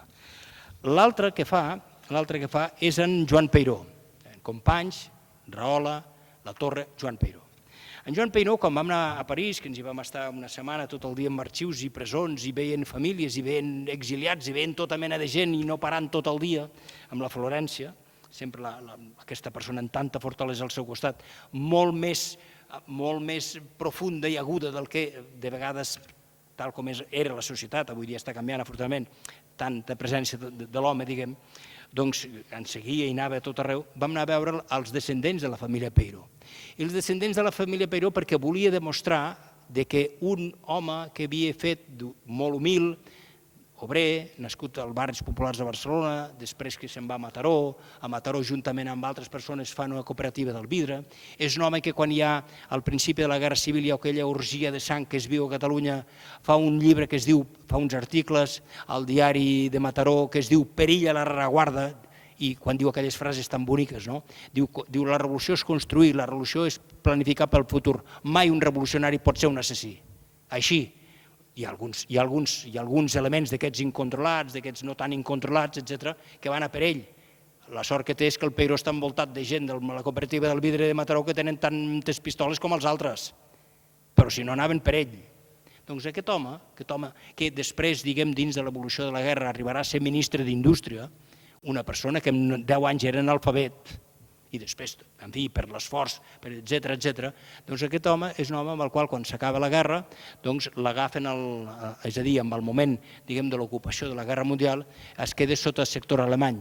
El reclamen, l'envien a l'estat espanyol i el règim franquista, diguem, amb la figura, diguem, dels sindicats de l'època, d'alguns d'aquests dirigents sindicals que encara té, a veure si la llei de la memòria l'apliquen, no? Aquesta llei de la memòria tan escapçada i tan covarda que s'acaba de fer. Doncs amb aquesta llei, a veure si es borren tots els títols de Girón de Velasco, perquè és un dels responsables amb el qual el tenen 3 anys a la presó de València perquè sigui un home que organitzi els sindicats franquistes. I en Peiró, que és un home de dignitat, de consciència de classe i de consciència ideològica i defensor dels drets dels treballadors, n'hi ha la de 3 i l'acaben afusellant. És un altre dels perfils que fa en Josep Benet. Un treballador honest que ve del món sindicalista, més d'això, més del món sindicalista, anarcosindicalista, doncs és un altre afusellat. Diguem, amb aquestes biografies el que fa, d'alguna forma o altra, és fer aquest perfil. I l'últim que agafa segueix una mica la idea d'Hilari Reguer, que havia fet el llibre Divendres de Passió. Hilari Reguer és un monge a Montserrat, admirat i estimat per totes les persones que estem aquí i que desitgem el millor per ell, es passen moments difícils, una persona gran, doncs bastant gran, va fer un perfil extraordinari del que era Carrasco i Formiguera i Unió Democràtica de Catalunya, que dit de passada ho diré, quan la Guerra Civil, si jo sóc especialista dels que hem treballat molt a la Guerra Civil, és dels partits més digne i gairebé, per no dir el més digne, de la Guerra Civil. Algú diria, és que els perseguien uns i els altres, potser sí, però va ser crítica absoluta amb el que passava a Catalunya, però lleial absolutament a la institució de la Generalitat. És a dir, que aquest final que he tingut per aquests poca vergonyes que han acabat d'aquesta manera amb Unió Democràtica de Catalunya han esborrat la memòria d'un partit extraordinari en els moments més difícils de la història de Catalunya, que ja és quan la Guerra Civil i dels primers partits que en l'oposició política al franquisme fa cultura, fa resistència, col·labora amb els alemanys i fins i tot quan convé gent d'Unió Democràtica en plena Guerra Mundial passava armes, vull dir que llavors era el moment dels fronts. Doncs aquest final, que ningú es cregui quan digui Unió Democràtica de Catalunya que faci la diferència. De la mateixa forma quan parlem d'en Millet, que sempre hem de dir no feu broma amb el Millet, hi ha un Salvador Millet extraordinari i digne, no el poca vergonya al seu fill. D'acord? Parlem del Millet honest, parlem d'Unió Democràtica honesta. I llavors fa la biografia en Carrasco i Formiguera. En Carrasco i Formiguera és de tots els llibres aquests de sentències a mort, ell és el que hi posa com una mena de... Bueno, clar, l'havia conegut, aquesta és la diferència, l'havia conegut particularment, i posa com més intenció, com més passió, com més estimació, com més profunditat, com més sintonia. Per quina raó ho fa? Home, perquè és un crim molt bèstia el del Carrasco i Formiguera. El Carrasco i Formiguera se n'ha d'anar de Catalunya perquè amb un editorial que tenia incautat un partit polític de l'època diuen aquest tio a la reguarda què hi fa? Aquest tio és un perillós. És a dir, estan convidant que algú el vagi a matar. I en lloc d'anar-se amb la seva família fora i quedar-se fora, com altres van fer, alguns prohoms del país ben ferms, diu no, al servei de Catalunya. I al servei de Catalunya jo em posaré, estaré a la delegació de Catalunya a Euskadi. L'agafen, aquest home que ha defensat tant l'Església durant la discussió republicana, aquest home que és d'una fermesa absoluta, la fusellen igual, malgrat la intervenció del Vaticà directament, malgrat la intervenció de persones molt properes al règim franquista i al general Franco. I per què la fusellen? Perquè és l'exemple que si ets separatista, segons la ideologia del règim franquista, encara que siguis catòlic, apostòlic, romà, com eren Carrasco i Formiguera, has de ser castigat i per això és executat. Són llibres amb els quals fan un impacte absolut quan surten, perquè no hi ha ningú que pugui justificar el franquisme en cap sector, cap partit polític, cap opció, cap ideologia. I si un partit fa això, i els hi dic, en fi, ara parlo com a historiador, tinguin por, perquè vol dir que no respecten res de drets humans. Diguem que, ja acabant amb aquests llibres que va fer, aquí en parlaríem d'alguns altres que van ser molt simptomàtics. Uns, per exemple, clar, m'he deixat l'important, o molt important, que són les memòries. L'altre dia, la persona que tinc al meu costat, a la meva esquerra, a la seva dreta, doncs va fer un comentari, quan li vaig regalar les memòries perquè ho donés a un amic, i va fer un comentari i va dir, Jordi l'has clavat, amb una noia que vaig veure que era d'un món cultural, però no és el nostre món universitari, va dir una cosa que vaig dir, perfecte, i va dir, si vols entendre molt millor la Guerra Civil, llegeix-te les memòries. Això és el que permet el llibre del Josep Benet. Són els anys que viu ell fins que acaba la Guerra Civil, del 20 fins al 1939. Perquè ell fa entrades i sortides en la història davant i darrere per veure la seva vida, les seves memòries, el drama de la seva vida, la dèria i la fixació i el carinyo que tenia Cervera i tot això que suposa en la seva vida fins que acaba la guerra, i aleshores és quan fa el jurament que ell posarà la seva vida al servei de Catalunya, cosa que va fer. Tot això és el que va fer en Benet. Ara parlem del que va fer. Entre el que va fer, per exemple, si vostès van al Museu d'Història de Catalunya o van a l'Arxiu Nacional de Catalunya, ells trobaran tota la documentació o molta documentació de gent de l'exili. Això ho va fer en Josep Benet, a mi m'enviava als llocs i jo ho feia. Però jo, lògicament, vés a Cuba, en fi, aleshores a Cuba trobàvem els contactes d'exiliats, trobàvem el gent, i llavors era allò d'entrar, escolti, nosaltres ens estudiem molt més, jo soc una persona jove, jo sempre ho admiraré, la gent del meu departament, els meus alumnes, les meves coses, la meva gent, la gent del meu poble, la gent del meu país, això s'ho estima, i això vostè a casa seva en aquesta generació, la generació següent, la tercera generació ho llançaran, perquè els papers vells en català que no entendran. I així va funcionar a Cuba, va funcionar a l'Argentina, va funcionar a tota Amèrica Llatina, a tot arreu. Només hi havia una dificultat que els diré, va funcionar, diguem, amb els papers del Parlament a l'exili, que estaven a Mèxic, va funcionar a França, etc. Només hi havia una dificultat. La dificultat era una dificultat que aquí la família Companys, diguem, del Tarròs, es van portar extraordinàriament bé. La família Companys, jo hi havia anat, per meu compte, anys abans, havia anat a Mèxic a saludar-los, a conèixer-los, i hi havia una dificultat, és que volíem que ho lliuressin ells. I aleshores, amb motiu del 50 aniversari de l'execució d'en Lluís Companys, va ser quan va venir la Maria Lluïsa Gali, amb un membre de la seva família que l'acompanyés, perquè fessin una donació, la família Companys, ho donessin al poble de Catalunya amb motiu del 50 aniversari, que fos un acte històric, un acte polític i un acte de que la família Companys reconeixia tot l'esforç que havien fet els catalans per preservar la memòria del seu, en aquest cas, del seu oncle avi per part de la Maria Lluïsa Gali Companys. És a dir, i és per això que tenim coses com, per exemple, l'anell aquest que portava Quim Companys i li van haver de tallar perquè el rigor mortis ja no li sortia, és les ulleres amb els quals tot això vaig aconseguir, lògicament dirigit per en Josep Benet, amb el qual jo li vaig demanar i ho vam fer tots els tràmits, vam fer tots els papers, vam portar el quadre famós del Chávez Morado, amb el qual aquest pintor Chávez Morado va fer una cosa que és extraordinària i que dèiem que no pels testimonis de l'època. Dèiem no, en Josep Benet va morir portant encara aquelles sabates mig esportives que es deien quets, diguem, unes sabates molt baixetes, ara són aquestes bambes, però en pobre, que es tenien als anys 40, diguem que la gent se'ls posava de retaló. Per què es posava de retaló el Companys les sabates quan el van detenir a la Santer, perdó, a la Vol, i el van afusellar amb aquestes espardenyes esportives? Perquè tenia els peus inflats així, de les tortures que li havien fet a la Direcció General de Presons de Madrid, que per cert, d'allí jo vaig poder treure totes les fotos seguint tot el recorregut d'en Lluís Companys, gràcies a que ell em va posar en contacte amb ministres de l'estat espanyol catalans i en aquest cas van ser generosos i es van portar bé, em van deixar fer totes les fotos, en fi, tot el pertinent. I aleshores, a partir d'aquí, amb el quadre del Chávez Morado, que deu fer 1,60 m d'alçada per 1 metre, van fer totes les negociacions agudes i per a bé perquè pogués venir.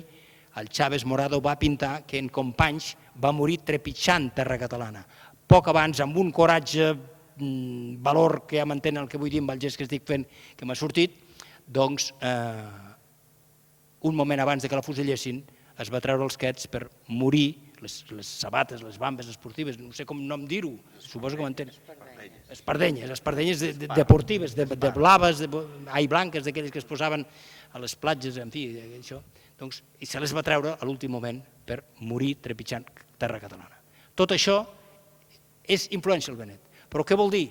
Que recuperem documentació i aleshores és quan, en fi, quines altres coses ha fet fent Benet? Doncs miri, només els diré que ha fet més de 100 pròlegs de llibres. Si ha fet 100 pròlegs vol dir que ha impulsat més de 100 llibres al Centre Històric Contemporani de Catalunya. O bé, per exemple, que la història local, fa poc, abans de la Covid, una setmana abans de la Covid, em truca, no recordo ara el nom, ho sento, un senyor de Vic que em diu: escolta, Josep Maria, en fi, voldria parlar amb tu. Dic, ja vinc jo perquè tinc fotos de no sé què, no sé quant. Dic, ja vinc. I vaig anar perquè vaig veure que em va semblar que era un home d'edat, i vaig anar a Vic, i de cop i volta m'ensenya tots els llibres de Vic, d'història gràfica de Vic. Diu, no, això m'ho va fer en Josep Benet. I jo me'n vaig acabar d'assabentar, la gent no ho sap. Dic, sí, sí. Dic, m'ho podria fer un informe? Sí, m'ha fet l'informe, i llavors quan surten les coses que fem, això també sortirà. Jo no ho sabia. Quan ell m'ho va dir, diu, mira, hi ha una foto, va vindre aquí, era l'any 69 o 70, que s'ha de fer la història gràfica de Vic i tal i qual. No ho sabia. I aleshores vaig pensar, no serà el mateix a Manresa que va sortir en aquella època una història gràfica de Manresa? No ho sé. No ho sé, això li haurem de preguntar a l'Eloi, no? Està ajudant. En fi, sí, aquestes històries gràfiques, però clar, això han donat molt contingut amb tot això. Hi ha un últim punt, perquè, en fi, d'aquesta història nacional, història local, etc., que aquí, diguem, aquí parlarem prudència, deixant la passió de banda, que és el cost humà de la guerra civil. El cost humà de la guerra civil és el que han fet tots els països del món, amb referència a dignificar la memòria dels que han mort per aquell país. Si vostès van a l'estat francès, trobaran a tot arreu els morts per la patria. Ara hi afegeixen els morts per la Guerra Mundial, potser algunes segona, potser alguns morts a colònies, etc. Ho trobaran. Hi ha monuments a tot arreu. Si vostès van a Anglaterra, trobaran les relacions de les persones mortes, i si van amb els llocs que han estat els anglesos a diverses guerres del món, trobaran allà la relació, i en llibres surt la relació dels que van morir. Si vostès van als Estats Units, trobaran allí unes làpides amb les quals hi ha els milers de soldats amb tantes guerres que estan posats que van morir en les diverses guerres. L'any 1976-77, qui els parla, se'm va acudir la idea que s'havia d'estudiar la repressió franquista. I llavors la repressió franquista, jo acabo estudiant, ho vaig fent, és la meva tesi doctoral, i aleshores és quan em va cridar en Josep Benet, que jo el coneixia de l'Entesa dels Catalans, és a dir, i llavors, ets la mateixa persona, clar, ell. I aleshores, és a dir, fa aquest estudi. Aquest estudi, doncs, després es va completar amb un altre estudi que van fer amb en Joan Villarroya, no solament la repressió franquista a Catalunya, sinó un altre estudi que es va fer la repressió a la rereguarda de Catalunya, és a dir, els que havien matat quan el període, ho van fer per l'ordre invers, els que tal com va sortir, això no estava planificat en aquell moment. Primer van fer els que van matar el règim franquista, després els que van morir amb el període de la República i la Revolució, i a partir d'aquí és aleshores quan en Joan Villarroya i jo, que estàvem al Centre d'Història Contemporània de Catalunya, doncs, per raons diverses, personals i particulars, ens en anem a la universitat i deixem el Centre d'Història. I aleshores és quan en Josep Benet diu s'ha de fer el costumar de la Guerra Civil. Home, què menys? Saber el resultat de totes les persones de Cervera que han mort a causa de la guerra, a causa d'un cop d'estat militar fracassat, d'un exèrcit facciós, però que també van morir gent seva, que se sàpiga tot, això és lògic, que se sàpiga la gent de Cervera, és el més normal i natural del món, no? Hi ha certes persones i certs grups que això en aquell moment ho menyspreen. I llavors hi ha una persona amb la qual fa aquesta feina dedicat totalment que el tinc a la meva esquerra, que es diu Jordi Oliva. I va treballant un any rere un altre, i treballant, diguem, com que vostès són de Cervera, de secà, i jo soc de Miralcamp, de regadiu, m'entendran, treballant com un home de secà. Treballant d'una forma, i treballant. Però sí que se'n fotien. Molts d'aquests que ara ho reivindiquen se'n fotien. Què fa aquell? Compte morts? Ja m'ho havien dit a mi, això, en la repressió franquista. Menys, perquè era una cosa més, aquesta estultícia que a vegades té l'elitisme cultural, no? Més universitari no s'atrevien, no? Però vam estudiar la repressió, vam estudiar els bombardejos, vam estudiar els fets de maig, vam estudiar el comissariat de propaganda, no sé quants estudis han fet de la Guerra Civil, i ara l'últim llibre que sortirà aquest que deia ell, de l'Escola Popular de Guerra, que no trobàvem res de material perquè la pròpia república en plena guerra ho destrueix. O sigui, això per la gent que a vegades somia truites amb segons quins veïns tenim, no? I, després d'anys i panys de treballar, aquest treball que ha estat impulsat per en Josep Benet i fet per en Jordi Oliva és un treball amb el qual dignifica un país. Doncs aquest treball, si mai es fa, és gràcies a aquest matrimoni intel·lectual, aquesta parella d'estimació, de saber el nostre passat que va impulsar en Josep Benet en la figura d'en Jordi Oliva. Jo tindria moltíssimes coses a dir més sobre en Josep Benet i tot el que ha deixat de llegat, que és molt, com a historiador ja ho veuen, amb totes les característiques, no? Però jo diria que quan a vegades em diuen què és el que diries més d'en Josep Benet com a historiador, jo diria l'home que fa possible que qualsevol persona digui jo posat en sèrio i amb rigor i per si una cita he d'anar a la lluna ho faré, doncs això és en Josep Benet. En certa forma, una mica és el que va dir en el seu moment Montserrat Roig, no?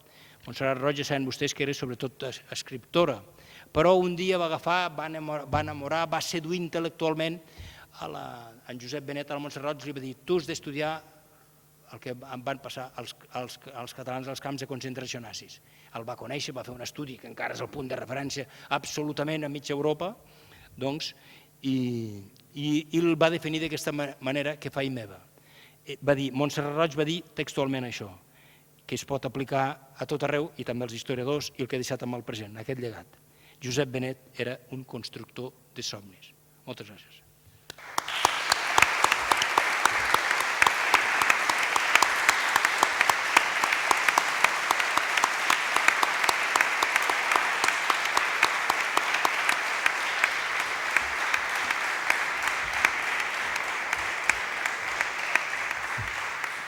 Moltes gràcies, Josep Maria, per la referència i moltes gràcies per aquesta exposició acurada. Estem passant de temps, ho sé, però em sembla que valia la pena escoltar tant a la Marta com al Josep Maria.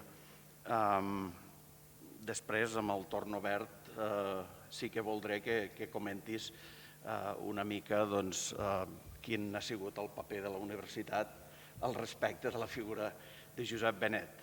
Ho vam apuntar ja l'altre dia i hem tingut ocasió de parlar-ne en algun altre moment com una persona presentant un currículum com presenta en Josep Benet, no tan sols d'obra pròpia, sinó d'obra impulsada i a realitzar per altres persones que a la universitat pràcticament fos ignorat. Us ho he dit abans, Antoni Dalmau, circumstàncies de salut no li han permès ser avui aquí. Ell l'únic que m'ha dit, diu, mira, si et sembla, t'envio l'article que he preparat perquè es publiqui demà a Regió 7 de Manresa i si et sembla el llegeixes, que sigui una mica amb desgreuge per no poder-hi ser, i és el que faré ara abans de donar-vos la paraula per si voleu fer alguna pregunta als ponents. Diu, enguany ha fet 100 anys del naixement de Josep Benet i Morell, una figura clau en la història recent de Catalunya. S'han fet diversos actes per commemorar-ho, però la veritat és que l'aniversari estricte va recaure en ple confinament, de manera que el calendari previst dels recordatoris va quedar estroncat, com tantes coses, de manera abrupta. Ara s'ha reprès tímidament, i el fet que m'haguessin convidat a participar en un acte celebrat a Cervera, la seva ciutat nadiua, m'ha induït a repassar papers i a refrescar la memòria. I el primer que m'ha succeït és arribar a una constatació que ja havia experimentat abans tractant-se d'aquest home. És absolutament increïble la capacitat que va tenir al llarg de la seva vida de conspirar, crear, discutir, comprometre's, jugar-se el tipus, imaginar, en una paraula, reconstruir per la via dels fets aquella Catalunya que havia vist ensorrada al final de la Guerra Civil. La capacitat de Josep Benet d'idear projectes i iniciatives al servei d'allò que anomenava el redrés del país, enfront de la desfeta, no va ser superada per ningú, com de fet ja sabia i he tornat a constatar. Durant dècades no hi va haver projecte, primer de resistència i després de redreçament efectiu, en el qual no prengués part d'una manera o d'una altra, amb papers, amb reunions, amb gestions incansables. Un cos fibrós i d'aspecte més aviat estènic amagava un foc interior i una força de voluntat extraordinària, sense que aparentment pogués haver-hi cap obstacle capaç de doblegar-la. Tenia autèntica passió per l'activisme polític i cultural. Un caràcter com aquest li va causar problemes com és natural i el va fer topar amb altres polítics catalans que pugnaven per liderar aquell país emergent que un dia acabaria sortint del llarg túnel de la dictadura i acabaria recuperant les seves institucions i el seu autogovern. Així és que, en una trajectòria tan llarga i tan hiperactiva, havia de confrontar-se per força no tan sols amb la repressió del règim, sinó amb les enveges, les misèries i els protagonismes dels seus companys de lluita. Amb clarobscurs, doncs, com no podia ser d'altra manera, va obrir 1000 camins i va haver de prendre posicions, però ningú no li va poder discutir mai ni la sinceritat ni l'honradesa amb què va abordar-los tots. Va ser també un home auster, que va passar angúnies econòmiques perquè només vivia per un ideal. Les facetes de la seva vida són ja prou conegudes: polític, historiador, advocat, defensor, editor, Totes confluïen en la mateixa direcció i en cap d'elles no va respondre amb el cliché que hauria calgut esperar-ne, perquè ho subordinava tot al seu objectiu vital i, per tant, prenien un protagonisme més gran o més petit en la seva vida en funció de si servien per a aquest objectiu. Ara que han passat tantes coses i que Catalunya ha fet unes derives polítiques que dubto molt que ell mateix pogués somiar, és molt llaminer pretendre imaginar què hauria pensat de la nostra situació actual. Però encara que resulti molt temptador, sempre m'ha semblat que aquesta és una trampa i una instrumentalització que mai no s'ha de fer respecte dels personatges que ja no són entre nosaltres. Primer, perquè aquest és un interrogant que no pot tenir resposta, i segon, perquè Josep Benet també hi hauria pres una part activa, com sempre, ajudant a conformar d'una manera o d'una altra aquesta realitat. Així és que en tenim prou de recordar-lo en allò que és autènticament essencial, la fe en una Catalunya lliure i plena i la voluntat de contribuir personalment amb totes les forces a fer-la possible. Antoni Dalmau i Ribalta.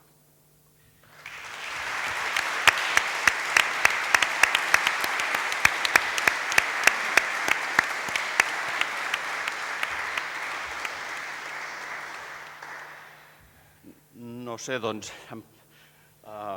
com anem de temps, si estan molt cansats o no. Si us sembla, doncs,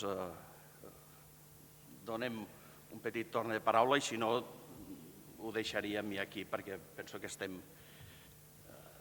sobrepassant molt el temps que ens havíem proposat. Ha quedat molt clar pel que veig.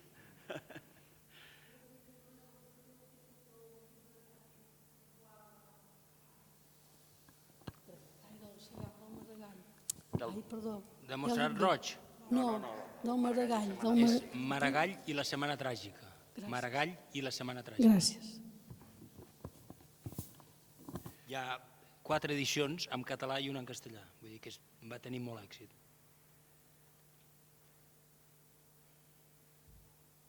Ho deixem aquí, doncs. Molt agraït per l'assistència en nom de l'organització i aquest agraïment també als organitzadors per fer possible aquest acte un mes, ja gairebé posant colofó amb aquesta setmana magnífica que hem pogut viure aquí a Cervera. Moltes gràcies a tots.